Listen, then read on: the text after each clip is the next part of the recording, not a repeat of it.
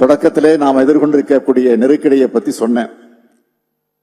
அரசாங்கம் செயல்படுத்துகிற திட்டங்களால மட்டும் இந்த நெருக்கடியை திருத்த முடியாது. ஊர்கூடி தான் தேர் இழுக்கணும். அதனாலதான் தொழில்களுக்கான தன்னார்வ பசுமை மதிப்பீட்டை அறிமுகப்படுத்தி இருக்கிறோம். சுற்றுச்சூழலை பாதுகாக்கணும் என்கிற பொறுப்புணர்ச்சி தொழில்துறை வளர்ச்சியுடைய மையமா இருக்கணும்.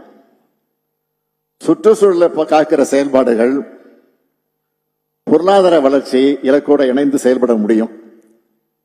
நம்ம கனவு $1 டிரில்லியன் பொருளாதாரம் மட்டும் கிடையாது.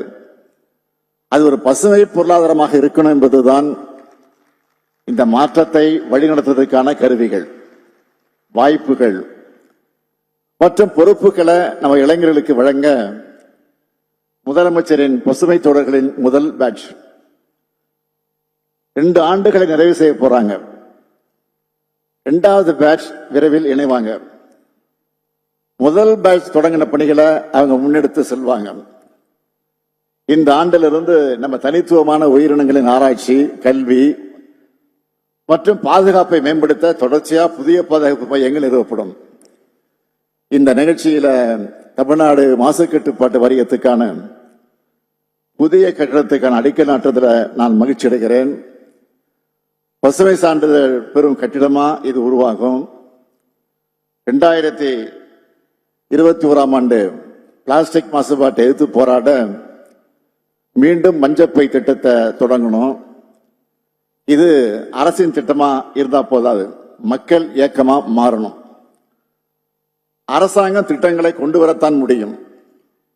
அதோட சக்சஸ் மக்கள் தங்களுடைய அன்றாட பழக்கங்களை மாத்திக்கிறதுல தான் இருக்கு. தொடக்கத்துல கஷ்டமா தான் இருக்கும், ஆனா அவர் வழி இல்லை. இந்த ஆண்டு சுற்றுச்சூழல் நாளினுடைய தீம் நெகிழி மாசுபாட்டை ஒழிப்போம் என்பதுதான். பிளாஸ்டிக் மாசுபாடு நம்ம புதிய மூச்சு திணற வச்சிருக்கு. இன்னைக்கு வெளியே கிளம்புனா செல்போனை சார்ஜ் பண்ணிட்டு தான் எல்லோரும் கிளம்புறோம். அது மாதிரி மறக்காம துணிப்பை மற்றும் தண்ணீர் பாட்டில் இல்லாம வீட்டை விட்டு வெளியே கிளம்ப மாட்டோம்னு ஒரு உறுதிமொழியை எடுத்துப்போம்.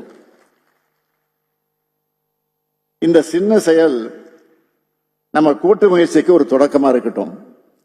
இன்றைய நாள் கடல் மாசுபாட்டை எதிர்த்து போராடுறதுக்கான பரப்புரையை விரிவுபடுத்துறோம். மேலும் தமிழ்நாட்டினுடைய 14 கடலோர மாவட்டங்களையும் கைவிடப்பட்ட மீன் வலைகள் அகற்றும் முயற்சியும் தொடங்கப்படுது. தூய்மை மிஷன் இது ஒரு குப்பை மேட்டை இல்லைன்னு ஒரு இயக்கத்தை தொடங்க போறோம்னு சோசியல் மீடியாவில் அறிவிச்சிருக்கிறோம். இந்தியா ஏன் அமெரிக்கா மாதிரி இல்லை, ஜப்பான் மாதிரி இல்லை, ஐரோப்பா மாதிரி இல்லைன்னு நிறைய சினிமாவில் கேள்வி கேட்பாங்க. அந்த மாதிரி ஆகணும்னா அந்த மக்களுக்கு இருக்கக்கூடிய சுய ஒழுக்கம் நமக்கு இருக்க வேணாமா?